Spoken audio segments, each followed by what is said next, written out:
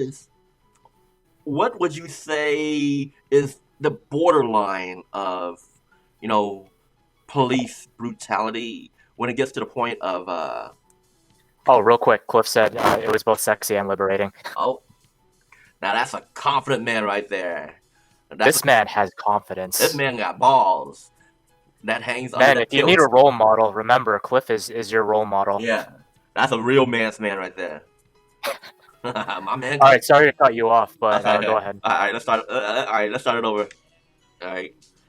All right. What would you say is like, say, the borderline between police brutality and them just, doing their job, trying to control the situation? Dude, that's a loaded question, especially in the political or especially in the countrywide climate that we're in right now. Oh, Um, it's deeper. my answer for that has to be it's going to be situationally dependent. Situationally dependent. Yep. Okay, here's the like. Let's say the situation.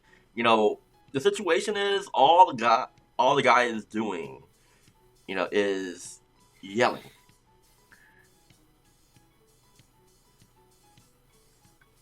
All the guy doing is yelling at the cop.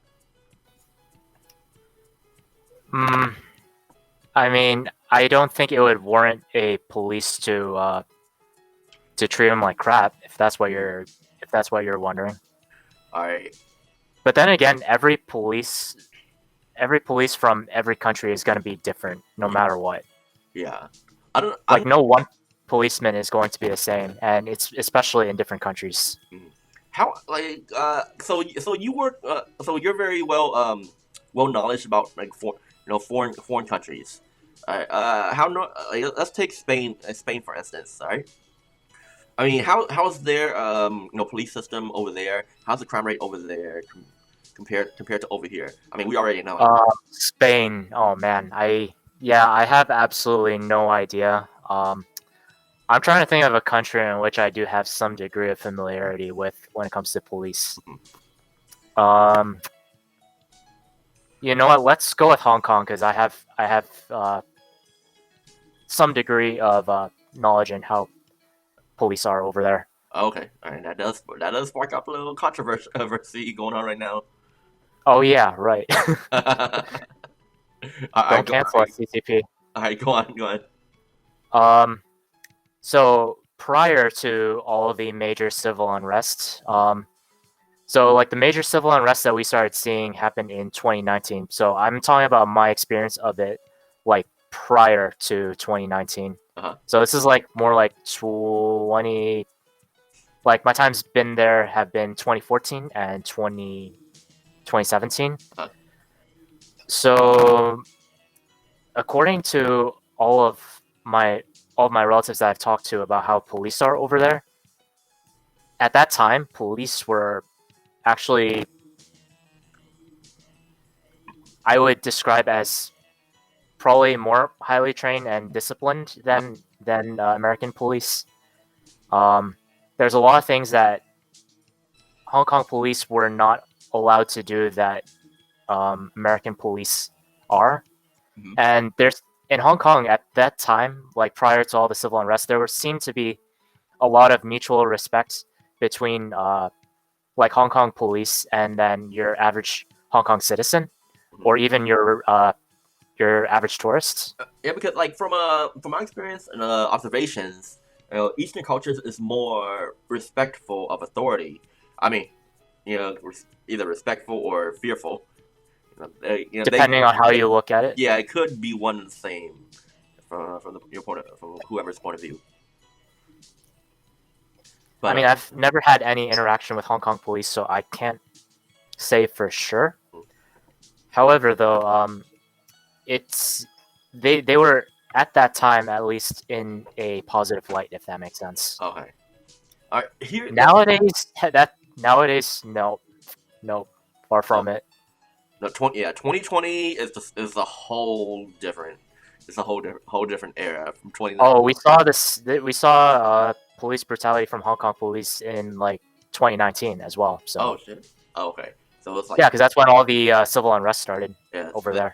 and it kind of led up to everything that's going on now. Yeah, essentially. But here's the way I put it. Here's the way my point of view. Let me know what you think of my point of view. And I think it can be universal. So as long as the cop doesn't put their hands on me, as long as I don't put my hands on the cop shouldn't be putting their hands on me because it doesn't present them in a situation of imminent danger. Mm-hmm. Even if I have a gun on me or a weapon on me, if I'm not holding the gun or weapon in their direction, then they have no sense of imminent danger. So they shouldn't be. Is your gun in a holster though? That's the thing. Yeah. My gun's in a holster, and even if my gun's not in a holster, okay. If I put my gun pointed towards them, then they're in imminent danger. There's a sense of danger right there. So, but if I don't put my hands on them, or there's no sense of imminent danger, which that can also be stretched from their point of view. They can say they can feel a sense of danger from a lot of things. But yeah. If there's no weapon involved and I don't put my hands on them, they shouldn't put their hands on me, because in most cases they wouldn't. In most cases they wouldn't. But let me play this video for y'all. Alright, let me get to it. Wait. Oops. Wait, what happened? You zoomed in a lot. Oh. Okay.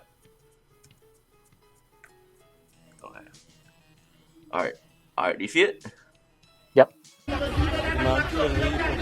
Excuse, do not bring that on me, please. I'm asking you. You do not know who was that? You pick up something on the road? I'm asking you. You pick up something on the road?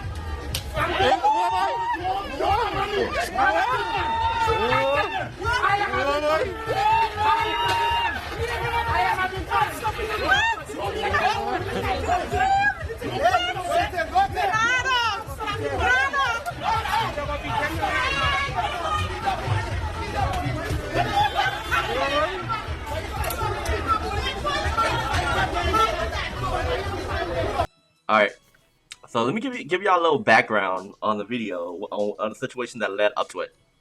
So the cop was headed up to the man. He wasn't wearing a mask, and we got a comment. Oh, Cliff says the minute he struck the cop, he was in the wrong. Hold on. Yeah, let's try and get the context here because I don't even know what's going on either. Yeah, here's the context. So the man wasn't wearing a mask.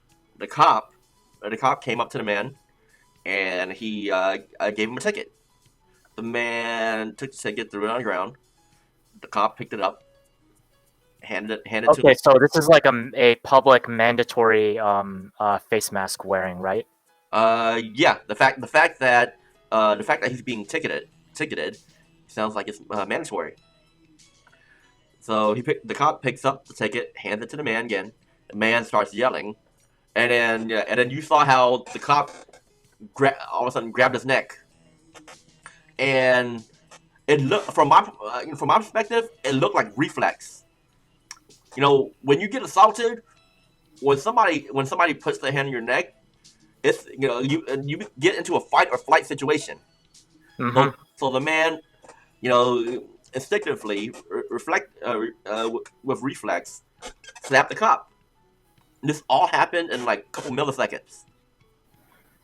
Well, few seconds. Yeah. Milliseconds. That's really short. Oh yeah, that would have been a very hard slap. Okay, a couple of seconds. That would have been a really quick video. Okay. No. I mean like the point where the cop grabbed the guy's throat and the slap. So they let me see. They charged him with assaulting a police officer.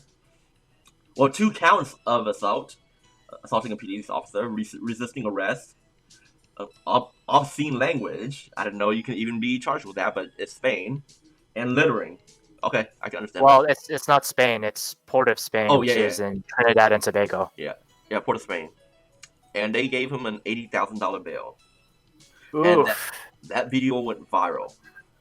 So I'm not sure if it was like 80,000 American or 80,000. I'm gonna take a guess and say Spaniards. I'm gonna assume it's the local currency. Okay, but but yeah, like that's like 5 charges right there. But I don't know. I'm gonna defend the guy and say self defense because the guy. I'm constantly rewatching just this part just so that then I can see what's going on, and it's hard to see. But from my perspective, it looks more like he's grabbing his like upper chest and not necessarily his neck. Really? That's what it looks like from my Okay, perspective. But wait. was he actually grabbed in the throat? Yeah, I thought it was the throat. Wait, why would he grab his upper chest though? There's Like grab. so he's walking this way, but you're trying to block him from moving. You know what I mean? Okay, so if it was like That's what I blocking, was seeing. okay, if it was blocking, then then I wouldn't, I'm not gonna defend the guy. If it was choking your neck, then that would have blocked his breathing, and he automatically responds with a slap. Was he actually grabbed in the throat? Um, let's go back. Let's go back to that video because okay, if he was grabbed in his throat, then I'm Because defending him. what I saw personally was that his hand went like not at his neck, but like below, like around, like right above your sternum, right where your collarbones are. That's what I saw.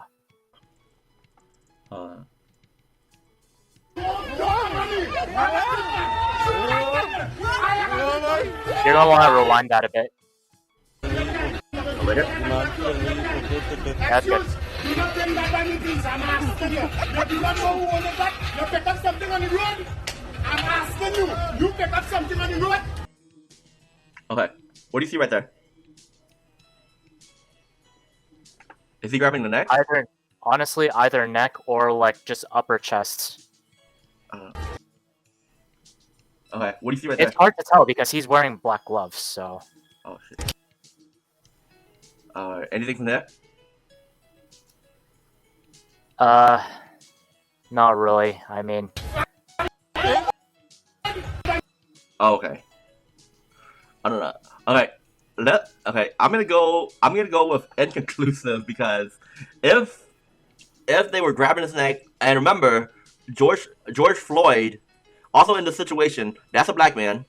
George Floyd also had himself choked out, so it could be a sensitive situation to him having a cop grab his neck.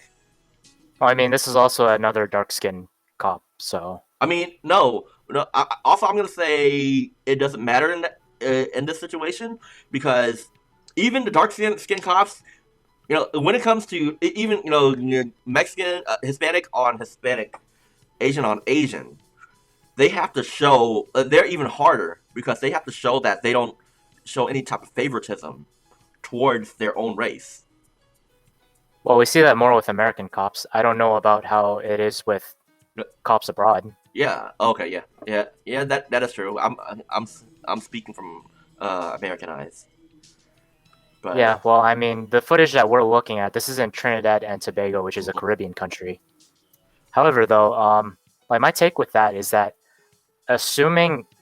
let's just assume the first scenario, let's assume there's two different scenarios that could have happened. So the first one is that the cop actually did grab his neck, and so then he therefore did slap the cop. Yeah. I'd say that it is justified on the guy's part, but at the same time, it was. I'd say both sides are not. I wouldn't view both sides in a favorable light. I would say. Yeah. So. So I mean, the cop wasn't in any kind of imminent danger.